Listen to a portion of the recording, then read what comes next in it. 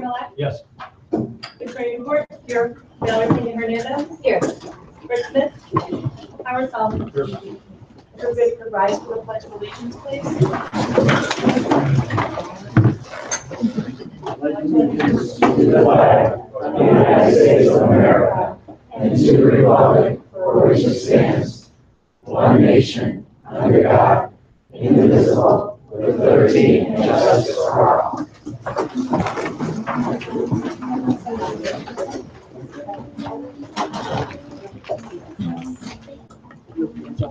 Next, we have public participation and recognition. This is public comment. Members of the public who wish to speak to the board should complete a request card prior to the meeting. This section of the meeting will be reserved for comments from the public. All comments should be limited to 3 minutes. Criticism of individuals is not.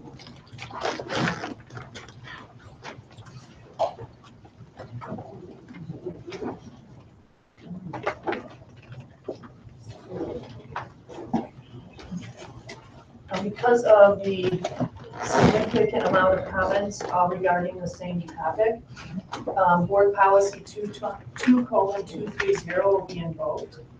In the interest to conserve time and give the maximum number of individuals an opportunity to speak, each individual will be allowed 1 minute to address the board, or we may have 3 representatives from the group speak for 5 minutes on behalf of another speaker, and no speaker will be allowed to speak on another's behalf. It is asked that all parties be respectful during the meeting. So then first we have Jennifer Gross.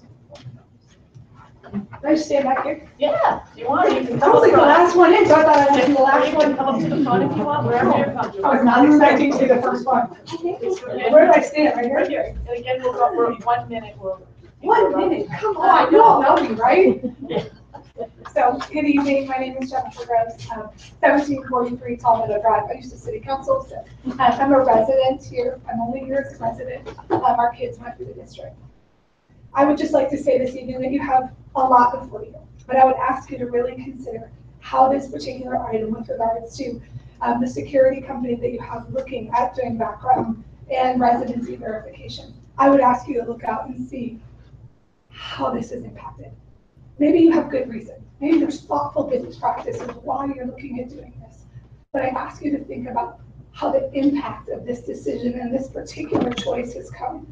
I would say that my fellow residents of color, who I don't have to deal with all the issues they do, felt like probably in the last 24 hours, it's been a punch in the gut.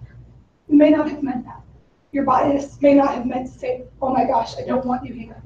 But I venture to say tonight that you're going to hear that that's the message. And if that is not, I highly encourage you to consider a more inclusive process. Hold back a little bit and just give time to have all these folks have input with you from all your committees, from all your councils that you have. Let your minority group have a position. Thank you.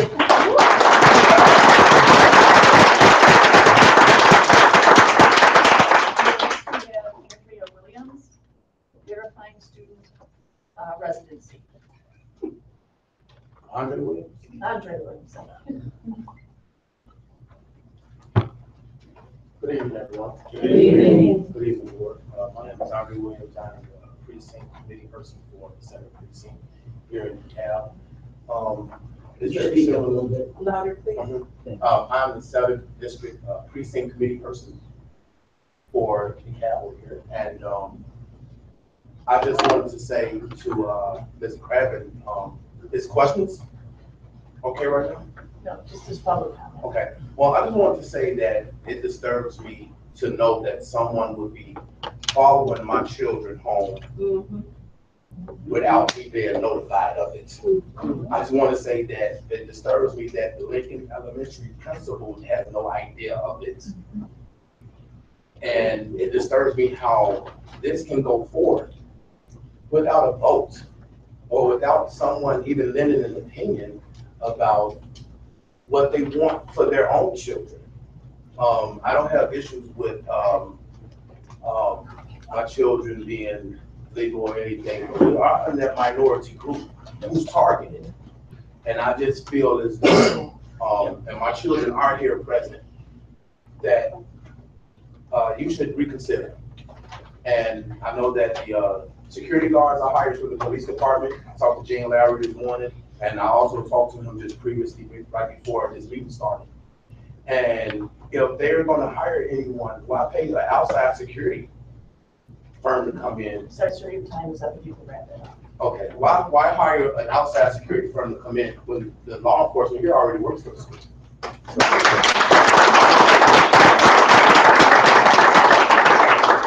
Next, we have Vern Johnson. Just want to say, first of all, I agree with Andre, but from what I understand, the bottom line on this is you're going to be denying children an education. When you deny a child an education, you're damning them to a life of poverty. If you take away one child's education, you hurt the whole society. Don't do this.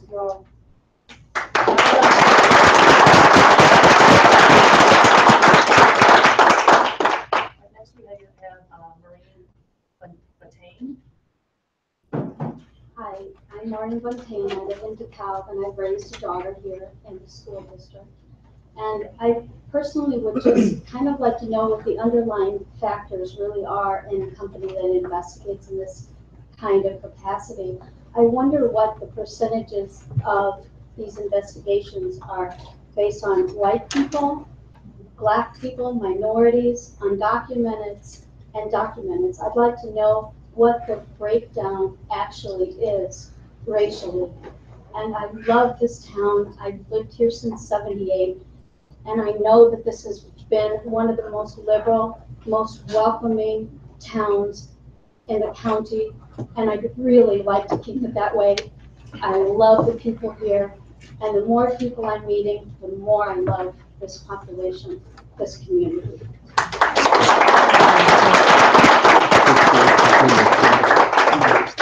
Next, we have Caroline Morris.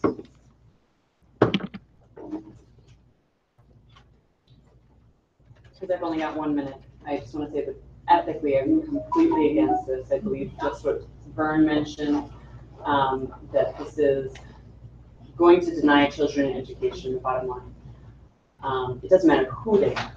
But I think that another thing that the board needs to take into consideration is we're doing this for the good of DeKalb, supposedly.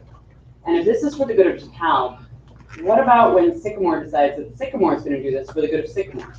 And Sycamore, because they're rated as a better school district, finds that, well, they've got so many more of our students going to their district because their district's better. So our kids are sneaking into their district more so than probably other students in the surrounding areas are sneaking into DeKalb's district. So just think about the financial ramifications of that when Sycamore decides to play the same game and Sycamore ends up bumping twice as many students back to DeKalb. Thank you.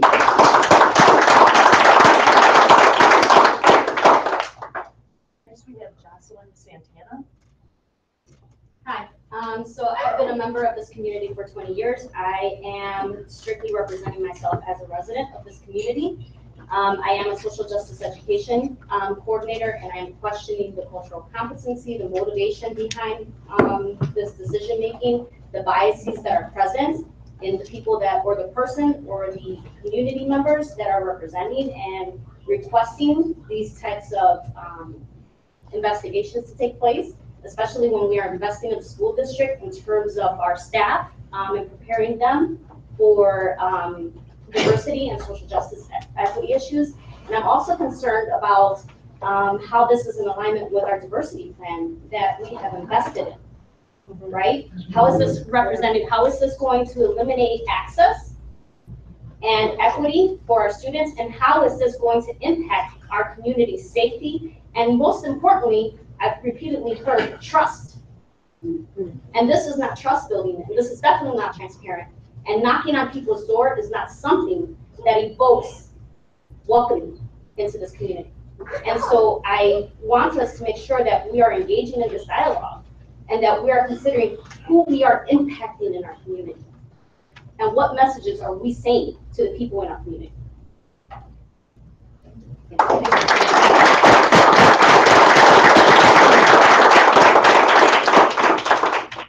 Next, we have Lisa Becker.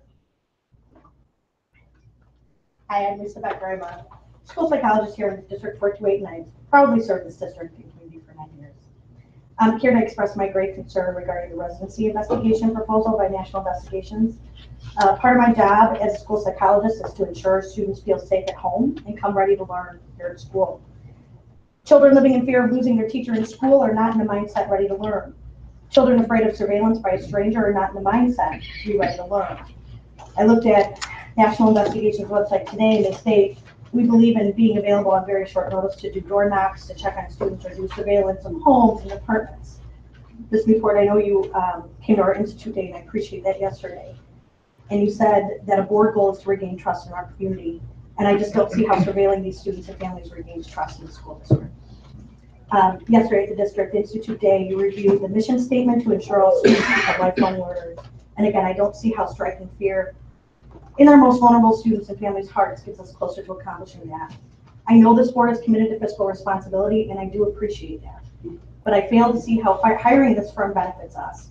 As you know, the district has procedures in place to verify residency, procedures that currently do not impact our families' feelings of safety and dignity. And if these procedures are found lacking, then the first step is to collect that information and then make changes based on that information. So I respectfully ask the board to seek solutions that support both the fiscal bottom line and the dignity and trust of all of our families and students.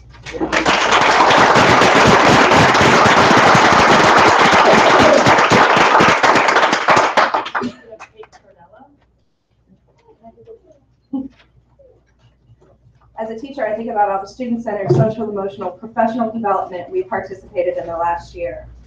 I have so many questions that I don't have the words to string together in an appropriate and professional manner. This morning, I listened to Dan Kenny's most recent perspective, titled You've Got to Be Taught.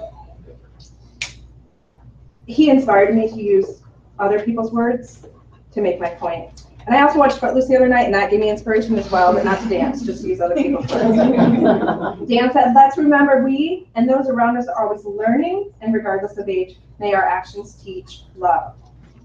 And in Joe Mitchell's piece, Adding Faces at the Table, he states, as our community becomes more sorted, I challenge our important decision-making bodies to truly embrace diversity.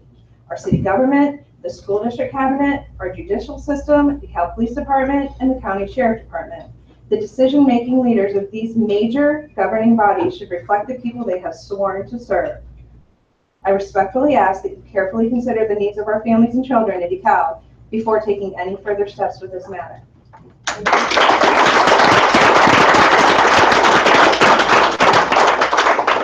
David Barrow. Yes, David Barrow. I was on the committee that helped pass the referendum to build our new high school. And my kids were long out of school. So I wasn't thinking particularly about my children alone. I was thinking about the children of our community. And I think that's what we need to be thinking about here right now. One other story. I come from a town called Denton, Texas. Our school board in 1963, a year before the Civil Rights Act, became the first school board in Texas to voluntarily desegregate its school. They found themselves at a crossroads. And as the president of the school board said, we weren't heroes, we were just people who decided to do the right thing. So I ask you to do the right thing and not follow this proposal to bring in an outside contractor to do this kind of thing in our community. Thank you.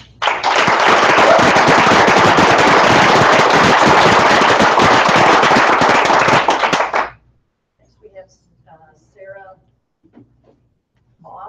Moses. Hello, school board. I'm here tonight. I just found out about this presentation, and I would ask that you consider what you're doing in terms of, Mr. Craven, you just have the teachers of District 428 have education on protecting our undocumented students and how to make sure they feel comfortable and safe in our schools. And the presenter talked about the chilling effect. And what you're doing right now is creating a chilling effect on our community. This chilling effect can happen just by one teacher, one administrator suggesting that they're going to start doing residency checks and things of that nature. And I'd also like to read something. This is a waste of money and time. At a time when school funding is so short, why expend such dollars when we technically, as a school district, would like to have more students in our schools, not less? This will create a chilling effect on the undocumented immigrants. By the looks of the company, this probably is what the intention is, to drive out undocumented immigrants from our district and to drive out students who may seek refuge here from the violence in Chicago. Our enrollments will go down because of the undocumented immigrants will move out to other districts. This will destroy our bilingual program. According to Plyer versus Doe in 1982, all children are allowed a free pre-K through 12 education, just like their documented counterparts. Hiring such a business to conduct interviews of folks will scare everyone and anyone who has a head on their shoulders, and this will be essentially prohibiting the children from a constitutionally guaranteed pre-K through 12 education. Thank you.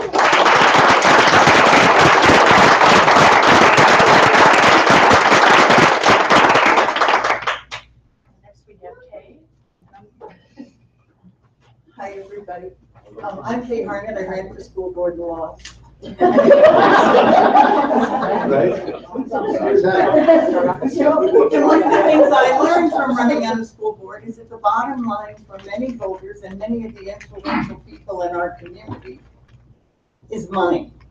And I would like to speak to the issue of whether by hiring a private detective and engaging in legal fees to pursue this policy, should we knock on doors and find a child who does not meet our residency requirements? If we take that case to court, can we win? And according to the state code that I looked over today, there's one category that indicates a very unclear area. And I conferred with a lawyer who's defended many districts, and they say that it's a very hard case to me. I would say that these are our children. This is a community problem. We need in this community to take care of our children, regardless of where they come from. Hiring a private detective to come in and enforce fear in the hearts of children in this district is truly unconscionable. We need the community to be engaged in how we address this, because we want to respect the fact that those money people are paying taxes and are going to be with us regardless of what happens to children. We would like to have an opportunity to say some of the things that we think are important about the well-being of children in our community. Thank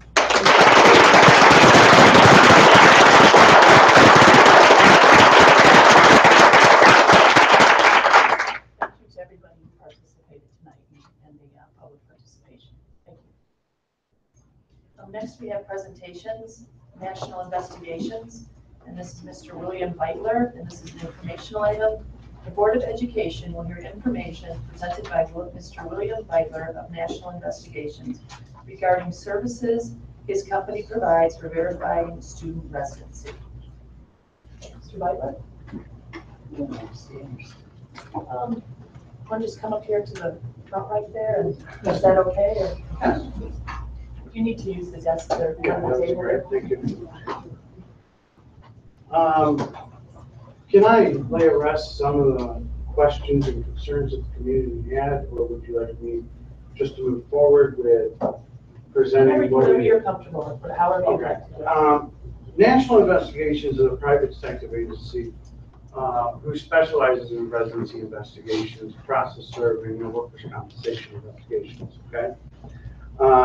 National Investigations, during the time I was sitting back there listening, I heard a lot about community. I heard a lot about the diversity of the community, and I just want to bring this very close attention to everyone in the room. My company is 98% diverse. We have African American investigators. We have Hispanic investigators. Okay, we have. I'm sorry. He's speaking now, and he has the floor. Okay, thank you. I just want everyone in the room to understand that it is a full diverse company. Okay, that's first of all. And in no way would the company, and in the history of the company, have we ever targeted one specific group of people. Back in the day, in 1999, to be exact, there was a district that wanted to do that. We teared up their contract and we walked away from it. Huge contract. But we will not do that. I'm an ex-veteran. And I believe we all bleed the same blood. So I would just like to squash that feeling right here, okay? I don't believe that the district is looking to do that either.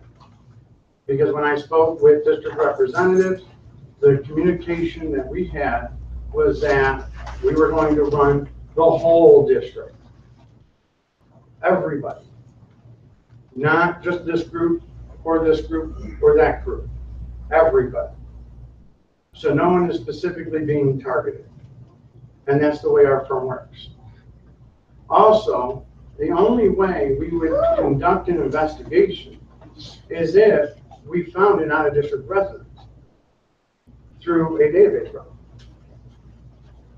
Which, if you look into the statistic of other districts, file a FOIA request with the majority of all the districts in the area, they're going to tell you that they use a private investigations firm. Or they have in-house people. Being particularly, not just because I own a firm, but I also have children. And the thing is that when I look at it from my point of view as a parent, when I want the RO officer who is in the school to investigate residency, no.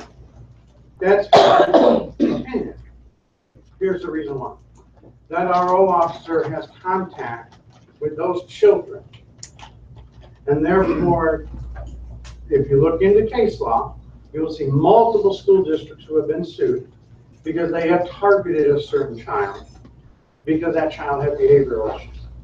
Or they have targeted that child because it was a special education student. We do not do that. I will not allow it. Nor will my investigators. So I just want to bring that to your attention also. Can I ask a question? Yes, ma'am. You said district employees, or you said district office employees. I was never aware of this, and I didn't even know you were going to come present. So obviously it was other employees, so if you could be more specific. I believe it was the superintendent and two board members. Two board members. And it wasn't the Friday update. Okay, but this was not something discussed among us. So two board members obviously contacted you. Can we know which two board members, please? Yes. No, I'm sorry, but this is not, public comment is over, it's just the board now. Well, to because ask as a questions. public with the school board, can we know which board members have requested this? We vote, we'd like to know. No, we did not. I attended the meeting. So you attended? I did not request it. I was asked to attend the meeting. I So Mr. Craven, and then. I did not request the meeting. Yeah. And that, the question is that, who contacted this firm? Because we have to go through bidding. Why immediately do we assume that this is the best company? Why do we have him here wasting his time when we should be? Was there a bid process? No, there wasn't a bid process. Hold on a second. Please, respect the fact that you guys aren't part of this discussion. It's really just us at this point. You had your input, that's the way we do this. Not everyone. You had your- Well, you work for us, we voted for you, this is our school board as well, we would like to know who brought this gentleman in. That's the problem. We don't vote. There's accountability issues here, and we as a community have a right to have accountability. Basically, who contacted you? Why would you be afraid to say it if you believe in it? I need to know, I want to know because I'm on the board. I've always expressed this. We are a board. We are 7 members. Not one member, and I get what you said, Fred. You were asked to talk. I was asked. I will move forward. So Jeff, it was you. That's what you're trying to say. It was you. I haven't said it that myself. Oh. You're saying. so. Okay, so was it you, Carrie?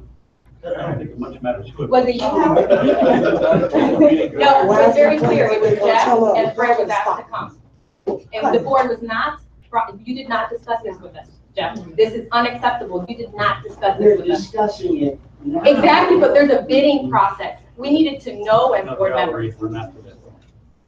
Let me say something. This Okay? is the discussion. Okay, This is folks, how we do business. hold on a second. The school board. I'm sorry, but we're holding having a discussion here, okay, please. Go ahead. The school board are elected officials to represent the community. All right, the school board deals with policy, suggestions that promote policy or deny policy, adjust policy as needed. And the superintendent is our CEO. He's the man or the woman who runs the executive aspects of the school district. okay? So when someone brings an idea to the board, it can happen, according to the Open Meetings Act, that two board members can talk to each other about something, okay? Any two board members. You can't have three without going to an open meeting. That would be a violation of the Open Meetings Act. Okay, but it happens all the time that staff, a teacher, a principal, any one of the superintendent's cabinets or the superintendent himself, all of those folks can bring an idea to the board. And those ideas are not transparent to the community at the beginning of the process. And let me remind everyone, we're not voting on this tonight. We're considering an idea, and we're doing it in an open session. Okay, so you tonight will hear what we talk about and what our investigator or this company will present to us. There could perhaps be other companies or other ideas that are completely opposite, for all I know. But this is a process, okay? So don't skip too far ahead. Listen, give your comments as you have. We appreciate that. But remember that this is an open, transparent process, but that not all ideas, when they first come, are, quote, open and transparent. Any two board members can talk to each other about anything at any time. That's completely legal. I don't see any ethical problems with that, so long as it's brought to the whole board and discussed in open session. And that's exactly what we're doing tonight. So, Mr. Beck, why don't you continue, please? All right. Also during public comment, I also heard of denying of education. I agree with you. No one should be denied an education. But according to the Illinois School Board of Education rules and regulations, from the state, not from the local municipality, the rules state that the student must attend school where the student resides. So I believe that's what the district is trying to attempt to do. We're seeing a large influx of additional students coming into the district, and where these students coming from when we're seeing a number of homes vacate with children leaving, with properties emptying out, but the numbers just keep going up. Okay, so the next part that I heard during public comment, national investigation does not chase down people's children with video cameras. Okay, what ends up happening, and I'll make it very simple as much as I possibly can without giving you all the secrets of the trade, is that we use as much resources at the office level to figure out where people are living, then send an investigator up to an out-of-district resident, not to the community. That is our last resort. We do not want to interrupt people within the community. Okay? So when we come into the community, if we have to, which is our ratio on that is approximately 5 to 10%. Of all the families we flag, only between 5 and 10% might have a home visit done at the district, and we might find the parents to be residing there. Normal reasons is that parents own 2 residences. One's a rental property, the other one's an ownership. That happens, okay? The process is not 100% perfect. There is not a perfect process out there. I can tell you that now. The process that's currently going on with bringing in your bills, bringing in driver's licenses, 90% of that information, I can register my children at this district right now. If you give me that laptop and give me about 20 minutes, I'll print out all the documents and register the child right now. That's how easy it is. How so? How so? I can check out a vacant residence. I can go ahead, print out a Socrates lease, sign the last owner's name because you can bring that up on Trelillo. I now have a lease, correct? Now I can go ahead, my Verizon bill, I can go ahead and change the address right online, print it out, rechange it 5 seconds later. Now I can use that as proof. The DMV in most counties now does not require proof of residence because the state has decided not to have people prove their residence anymore. So now I got a driver's license with the in-district address. I have 3 proofs now. I only need 1 more. So now, all I do is take my my electric bill, switch the address on the electric bill to the vacant home here, go ahead, rip off, print it out, rip off the stuff, bring it in here, now that's my force. If you deny me, I can sue the district. Excuse me for a moment. I don't want this to evolve into a question and answer from the audience. We're not going to be doing that. So don't raise hands, this isn't a question and answer. This is you making a presentation to the board. You guys are here to listen. Okay. But real how quick, do I would like to know No, what the data is in terms of, This in is a terms again, of. this is a That's presentation. right. This is a presentation to the board. How do I know this? Stop it. Because I've seen it in other districts. From people. Our speaker has offered kindly to go about his presentation one of two ways. One of which was addressing the audience, the second of which is to give his presentation. At this point, we have lost really the idea and focus of this. I'd like to recommend that we reconsider and have our speaker begin his presentation and let us hear what it is that he's going to say. And then the board will ask. Okay. National Investigations is one of the leading residency investigations firms in the entire United States, to be completely honest with you. We work for school districts all the way from the Wisconsin border to the Indiana border, pretty much almost all the way up to here. At this time, we are currently working for well over 38 school districts. We have been working with 21 of those districts since 2003. I don't know the exact numbers before 2003, but they were a little bit lower. What National Investigations does is because we specialize in residency investigations, we keep up with the residency laws, the court cases that go on in the courts. We also go ahead and speak with the leading law firms in residency law in the state of Illinois for our processes, procedures, and the way we're going to conduct our investigations. We have designed a program to be the absolute least intrusive upon the families of the community, because what we want to do is investigate the individuals that live outside of the community, not within the community. So we try to keep no disruption within the community.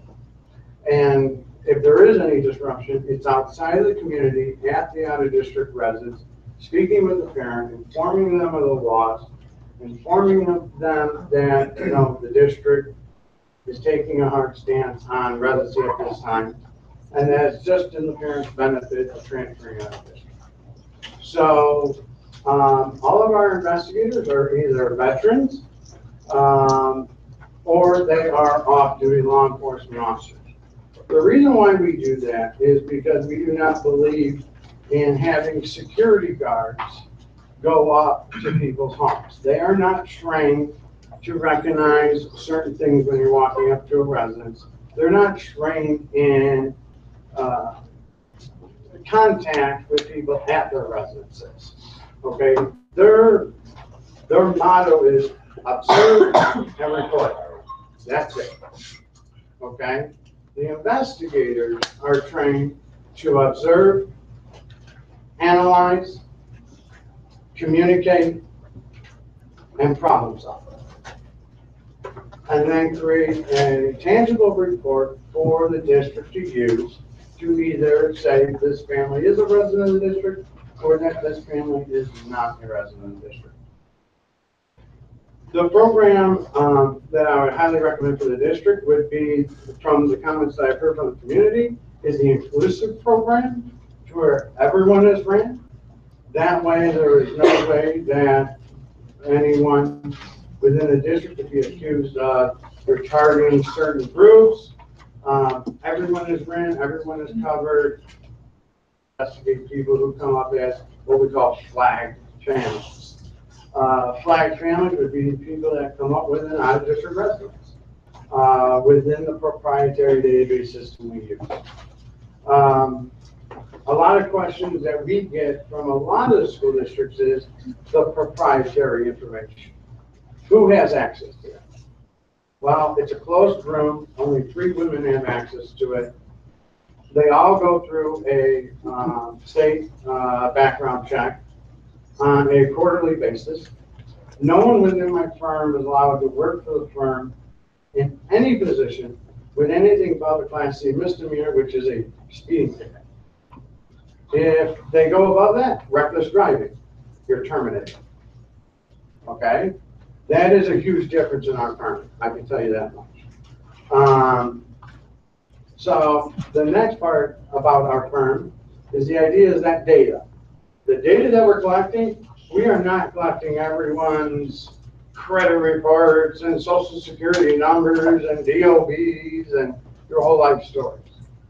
What we do is we eliminate all that information, have it redacted, so then we're only getting, the district gives us first name, last name, address in which you state that you do live. It gets ran through the system, it comes back to us and says, yes, it's clear. And a lot, yes, sir. These are on the people, what you're talking about right now is the people that need further investigation that's showing the residents other than here in Dekalb. Is that correct? That particular situation, what I just stated, is a cleared family. So that's someone who is a resident of Dekalb. We're not even going to look into their file. We're done.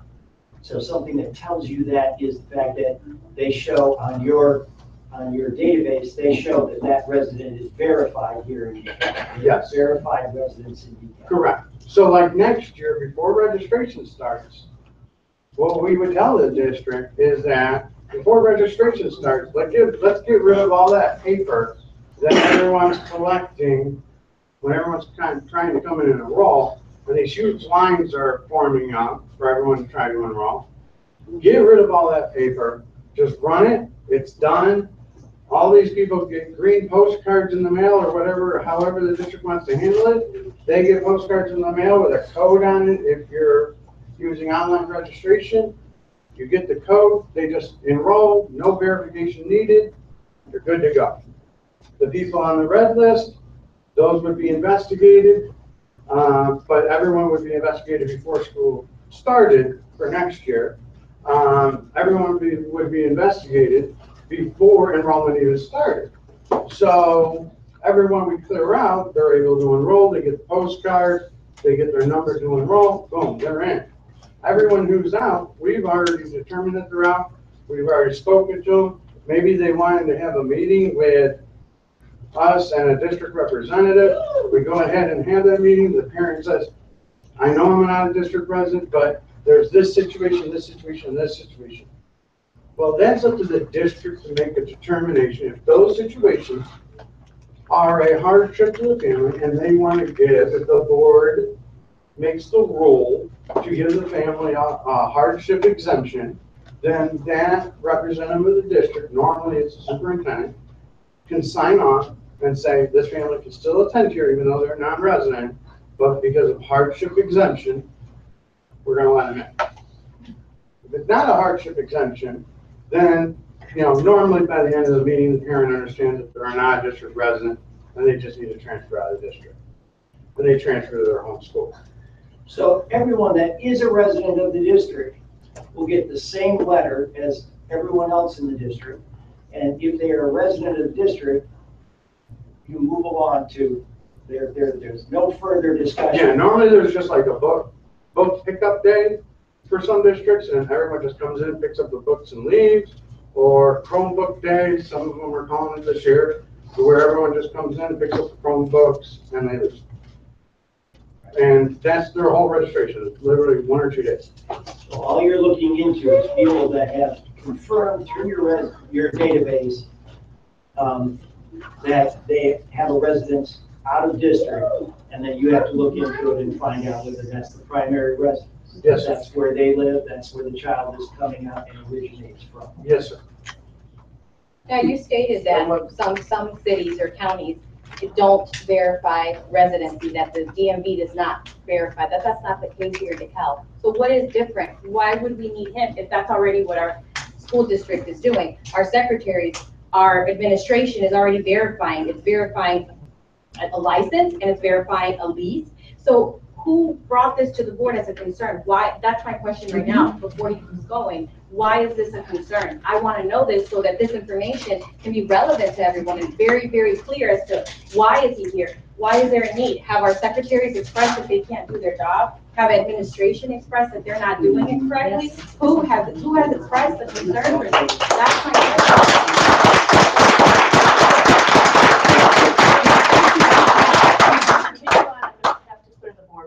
Okay, this is a board discussion. We have had concerns with regards to the numbers of students that are enrolling in our school district without new rooftops. And that has been a concern over the last several years that I've heard from the district and through other board members.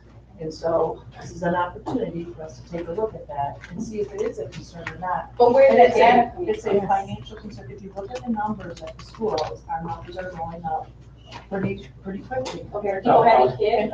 And other districts are losing kids very quickly.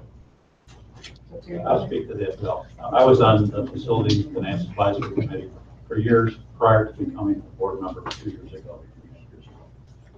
This issue of where do all these people come from without new rooftops was looked at by the FFAC several years ago.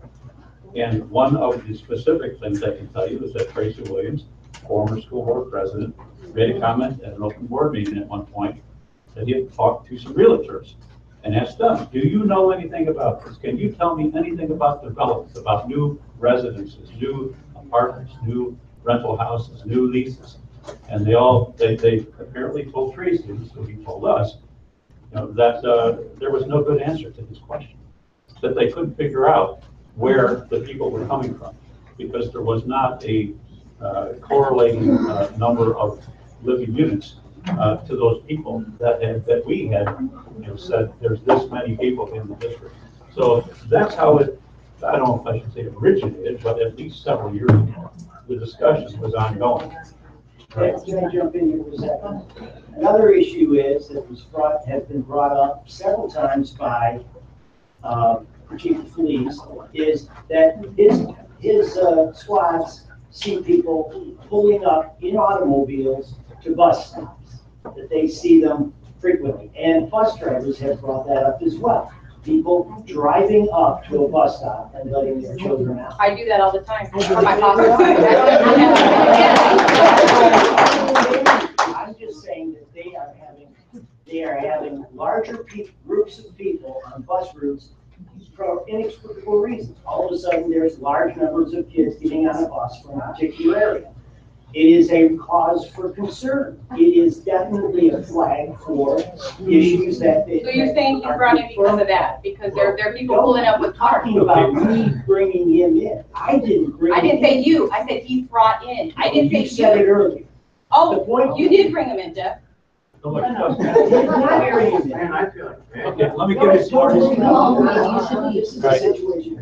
The board, again, back to previous years, the board has discussed and the FFAC has discussed at length, year after year after year, our bus situation, our transportation of student situation, and how we can hopefully not spend quite as much money and have as long of a route for each child, so many more minutes. And we've tried to work that out. FFAC again has been involved in this. Previous boards have been involved in this. First student, who is currently our contracted transportation provider, has worked very hard at this. And they know how many kids are supposed to show up at a particular bus stop. So when the driver or first student finds that there are many more at a particular bus stop than at another one, then they can begin to correlate things.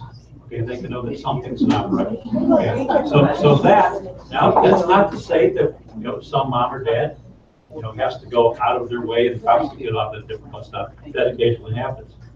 But first students could speak to this more clearly with respect to the exact rules. I don't remember them all. But this is just another indication that this has been going on for years, and that every year The board, along with the contractor, in this case for students, has to figure out how many buses go which direction, how many stops there are, and so on. And I think also, sorry, if I could just say a quick thing, is our demographer who works with us is seeing an increased enrollment and can explain why that's happening. And so, I'm sorry. I just want to know, are you about done with your presentation? Almost. All right, let it finish. So the other thing that we see that's a positive for the district is that in approximately 90% of our school districts, after we do the first year, we kind of go back to the second year and say, okay, can you keep track of grade point averages, truancy numbers, and tell me if you see a big difference. And sure enough, in 90% of our districts, grade point averages have gone up because class sizes, what the principals always tell me, is the class sizes come down, so then the teachers are able to have more one-on-one time with the children. So that was a really good, a big plus for the residency program. Another big thing with the residency program is mainly in the high schools, we're told, is that when we come in and do a large amount of residency, we have one district that's in my mind right now. We just enrolled 250 families out of a 2,500 student school district. And when we disenrolled these 250 families, which equaled out to approximately 310 children, what ended up happening was because of these children not being driven for an hour to where they're going to be going to school, and then leaving where they normally live and being driven back to where they normally live at night, what they also saw in the high schools was a lot of the bullying, a lot of the, just two different communities coming together. It was creating a lot of friction. And so what they ended up doing was, after the residency program, they looked at their behavioral issues within the high schools, and they saw that there was a dramatic drop. They actually had security within these schools, and they were able to cut back on the security force within. You have data to support that correlation, because those are pretty strong statistics that you're throwing out here. Yeah. So we need something to show us that. What I can do is I can speak with that district and put you in touch with the superintendent of that district or the representative to the board. So what our program pretty much concentrates on is the out-of-district residents, not the in-district residents. The in-district residents, we want them to flow through quickly, easily, and have a great year.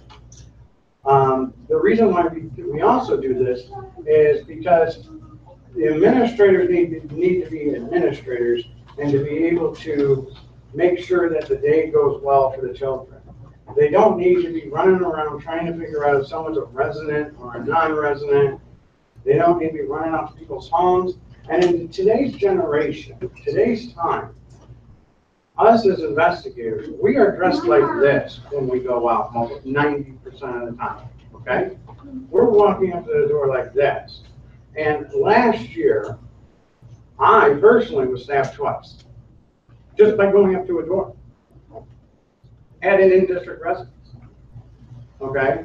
So it's just the idea that having administrators of the district walking up to people's door, not knowing what's on the other side of that door nowadays, it is a huge risk for the school district. It is a really good way to get a teacher, a principal, a superintendent injured or hurt. And we've had several school districts tell us that. That was one of the big reasons why they did bring us on, was that they didn't want their administrators going back out to the homes. Any questions from the board? Sir, you've done an excellent job of telling us who you are and why your firm is a good one for the kind of firm that you have. Mm-hmm. What I have not heard yet is that it has been a board decision to bring a firm of the nature of your own onto this floor. to be hired to do any of this. I believe that when the time comes that, and if we come to the time that we do make a decision, that we would be glad to invite you to present this type of material again or review that material, because I believe you are definitely an honest trader in what it is you do, but I cannot believe that we are there yet. We have not had the necessary discussion among ourselves to dictate that this is the course of action that we want to pursue. And I'm not sure where to take these comments, but if by chance at the end of this meeting you walk out of here and don't have a guaranteed contract from us, don't feel bad, because that's the way we work. And we will go to competitive bidding. We will do things according to our processes. He's not gonna get that. No. He's not gonna get that. Because I'm This just. is information. I came This is here, information, and I you came present here it, and it's on. just to present information to the board. I honestly did not know there was this much outrage about residency for this district. But I hope that I've answered some questions for the community and for the board. Because, you know, what it is that a lot of districts do need this service to be able to provide a good atmosphere for their students. But if this district does not feel that that is right for them, then I would not want that district to come on board with my firm. Go to another firm, please.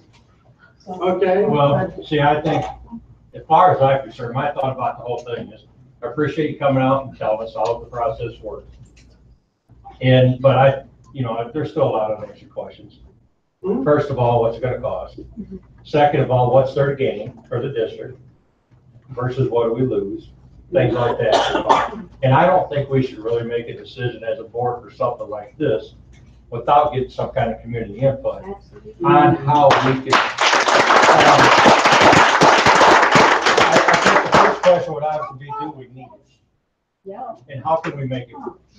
You know what I mean? Because nobody wants to feel targeted. Nobody. Nobody does. I don't care who you are. Even if you like attention, you don't want to be targeted. But I think there's just a lot of questions like that that really needs to be answered.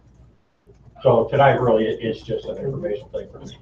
As long as you're here and you're doing information, I would like to ask one question. Has there ever been an investigation that your agency's conducted in which the recommended removal of students was proportional to the school population in relation to race and ethnicity?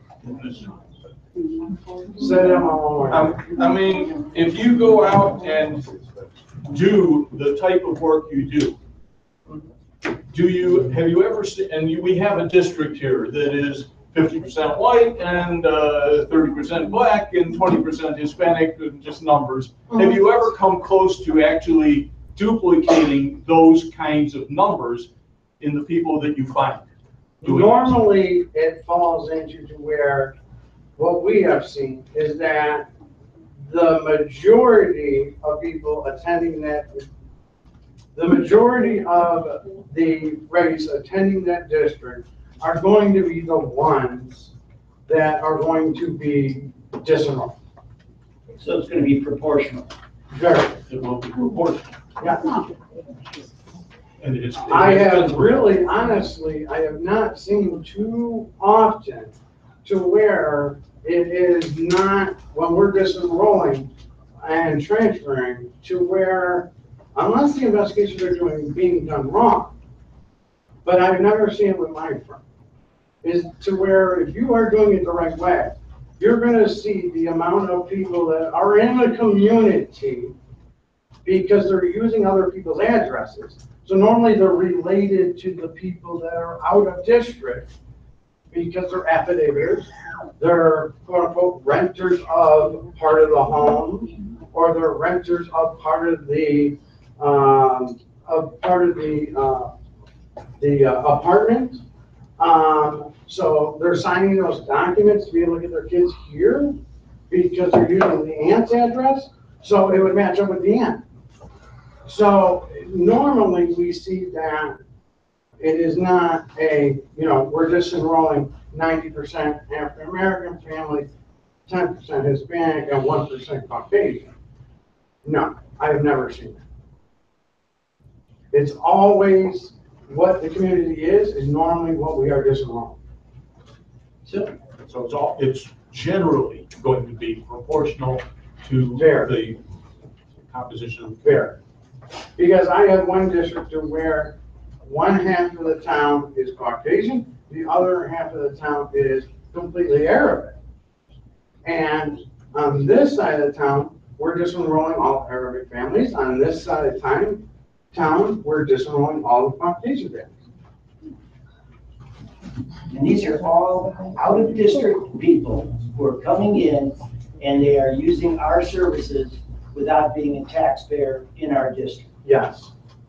That is my understanding. So really, this is a situation where we are talking about protecting the interests of the taxpayers within our district, people who are residents within our district.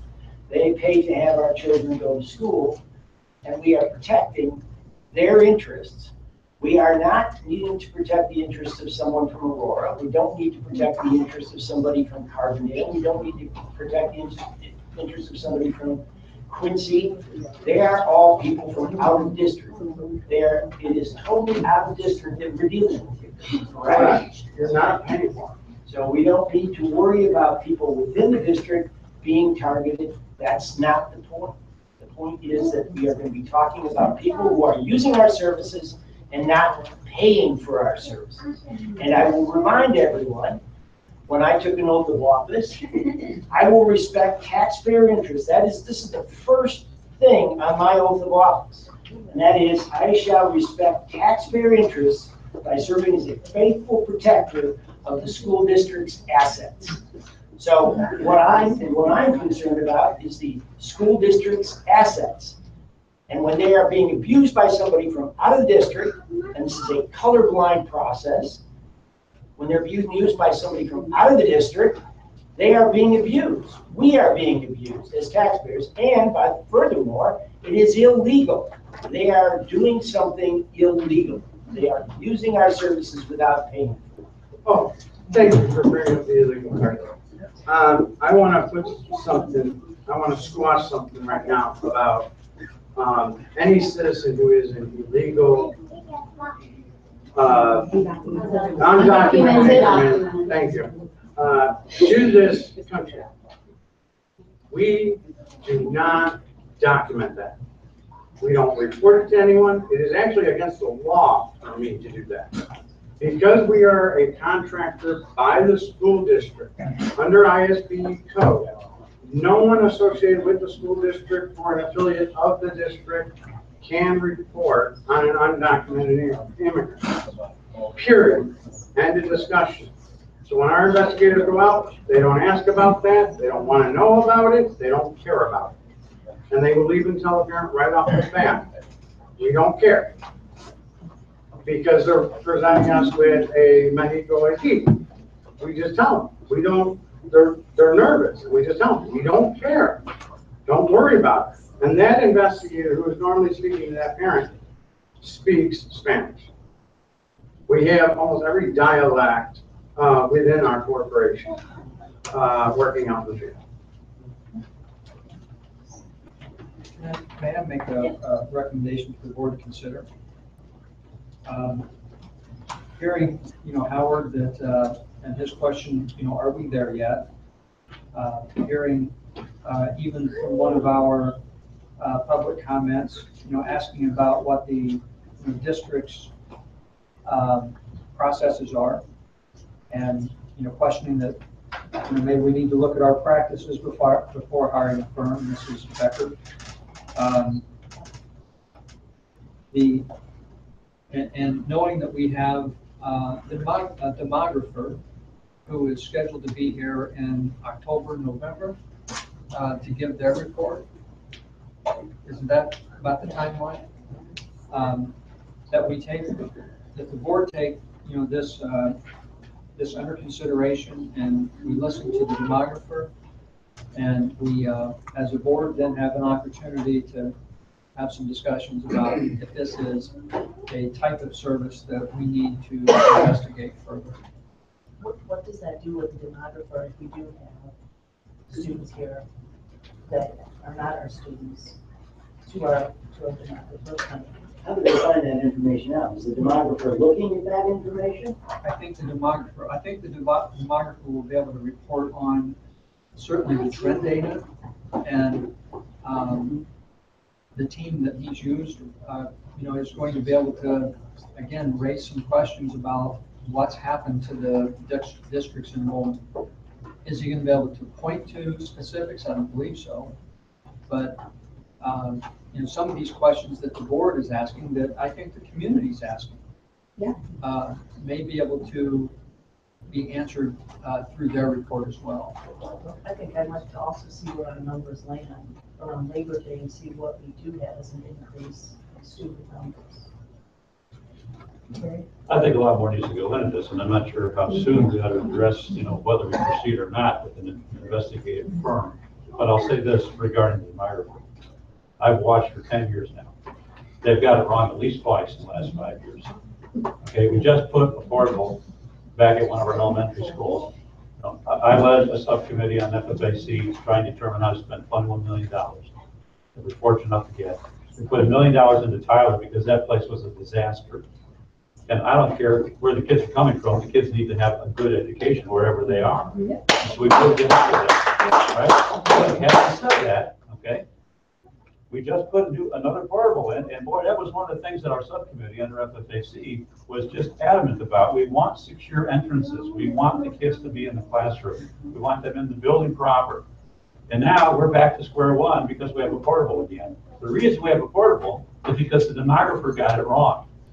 They did the best they could do, and it wasn't good enough. We need more data for the demographer to get us closer to where we need to be. And we'll never hit it exactly right on, but we'll do the best we can. So whether this is the way to get that data, I don't know yet. I'm listening to them.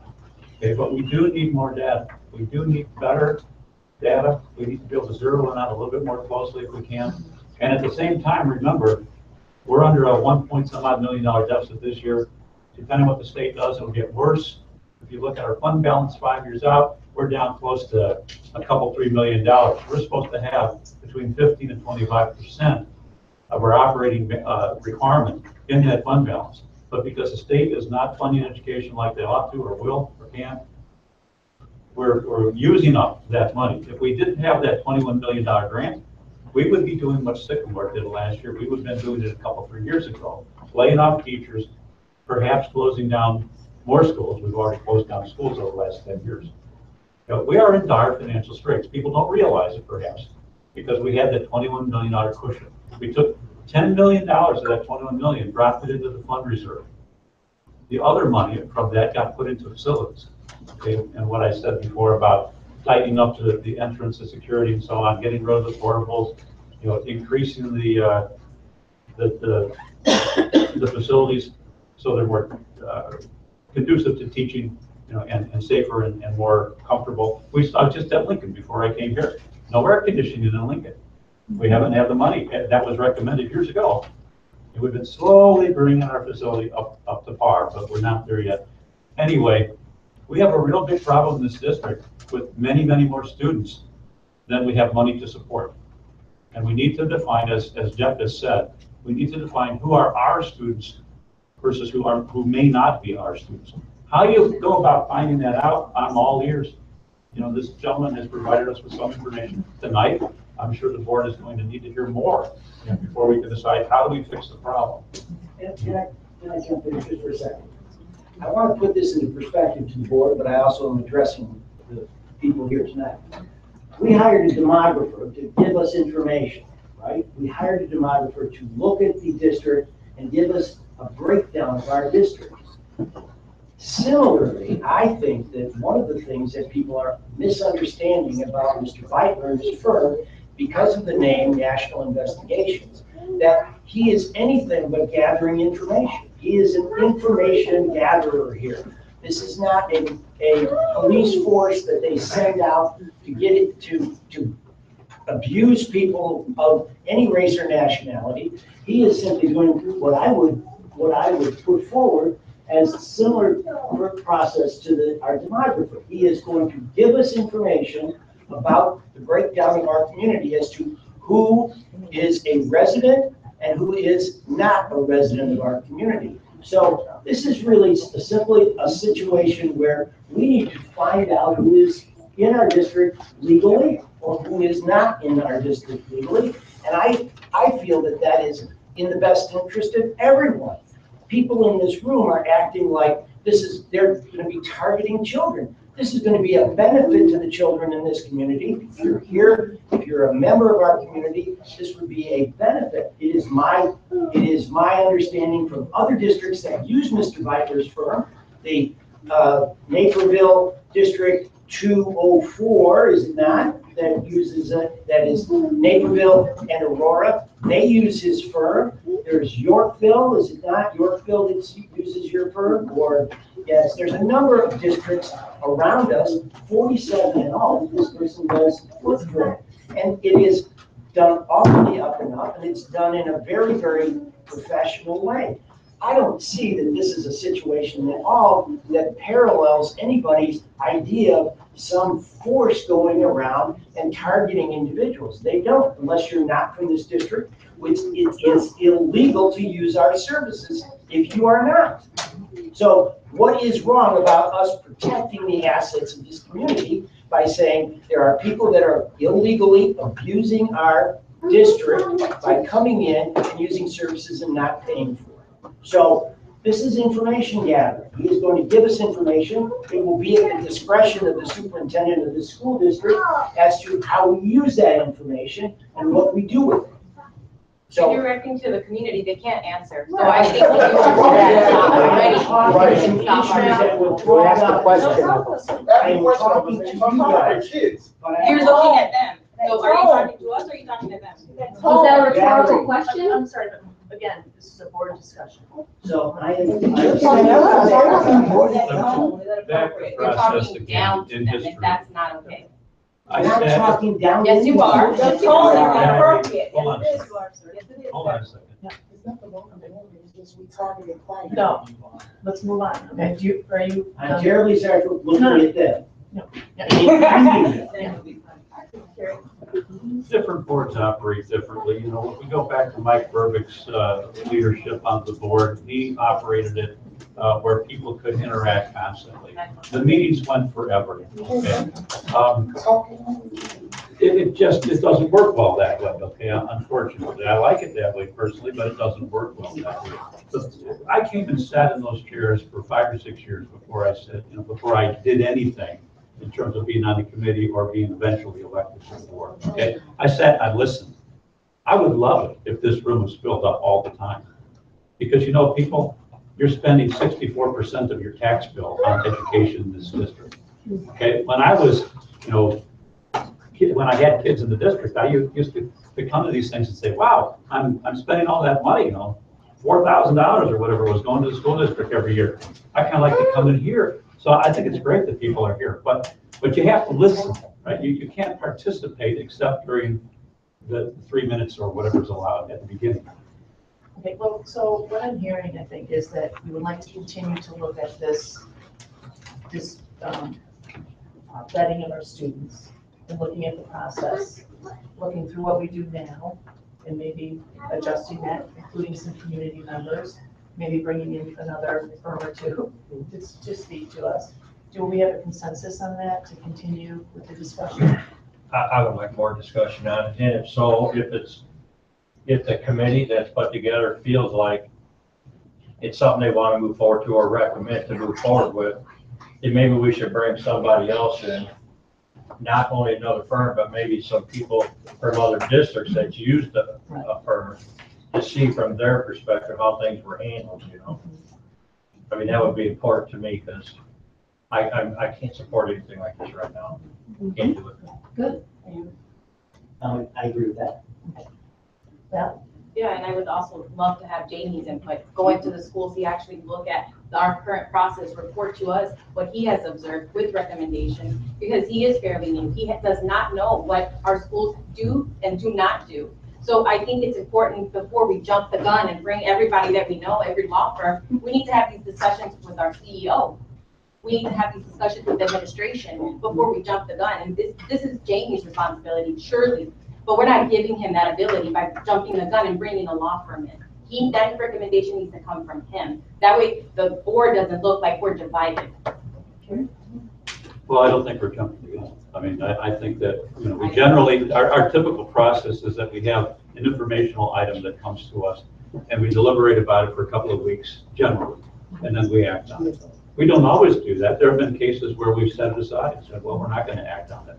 Need more time, or maybe it's not an issue.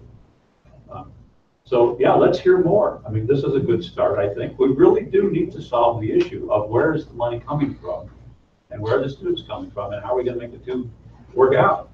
And no matter what, it has to be done the right way. Yeah. And toward that right way, Jamie has recommended that we hold off until the demographer's report comes in. And I would prefer that we go that route. There's no hurry that I can see in getting this done. I would like us to see look at the policy and the process. Looking at the policy and process, fine. Along with the demographer, but wait till November. I'm okay with Jamie's recommendation for sure. Okay, so this is tabled, and it will be coming back to the board for discussion at a later date. Okay? Okay, next we have the, thank you, non-business consent agenda. And this is an action item that the Board of Education approve the non-business consent agenda items A through B. Second. Discussion? Roll call, please. Red Davis. Yes. Jeff Albrin. Yes. Sarah Malat. Yes. Victoria Newport. Yes. Valerie Pena Hernandez. Yes. Howard Sullivan. Yes. Next, we have the recapture payment settlement agreement with Shogeen Properties. This is an action item that the Board of Education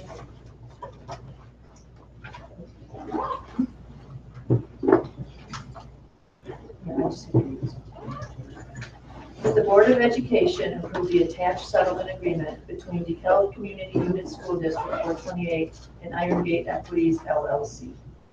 I'd like to make a motion that we remove item 7A from the agenda. Second. Roll call, please. Jeff Albrin. Yes. Sarah Malat. Yes. Victoria Newport. Yes. Valerie Pena Hernandez. No. Howard Sullivan. Yes. Red Davis. Yes. Okay, next we have new business and administration, additional .16 FTE for intensive special education at Huntley Middle School. And this is an action item that the Board of Education approved the increase of 1.16 special education FTE at Huntley Middle School to accommodate the numbers in the intensive setting. Do we have a motion? For a second? Second. Sarah Malat. Yes. Victoria Newport. Yes. Valerie Pena Hernandez. Yes. Howard Sullivan. Yes. Fred Davis. Yes. Jeff Albrin. Yes. Additional .4 social studies FTE at DeKalb High School. This is an action item that the Board of Education approved an additional .4 FTE in social studies to cover the increased enrollment at the freshman level. Yeah. I'd just like to make a motion to change the .4 to .2, and under Jamie's discretion to change that into another .2 when he sees fit. So then move to a .4 at Jamie's discretion based on enrollment. Yes. I second. Roll call, please. Valerie Pena Hernandez. Yes. Howard Sullivan. Yes. Fred Davis. Yes. Jeff Albrin. Yes. Sarah Malat. Yes. Victoria Newport. Yes. And with that, the meeting will be adjourned. All in favor? We just changed the motion. We haven't actually voted on the motion yet. Okay. So now we're voting on Fred's motion. The amended. Sorry. Do we have a second? One more time through. We're voting on the amended motion. Second? No, we need a second on the amendment. I second Fred's amended motion. All right, now roll call, please. Howard Zalman, Yes. Fred Davis, Yes. Jeff Albert, Yes. Mary Malat, Yes. Victoria Newport, Yes. Dolly Hernandez. Yes. Now the meeting will be adjourned. All in favor? Yeah. Thanks, Howard.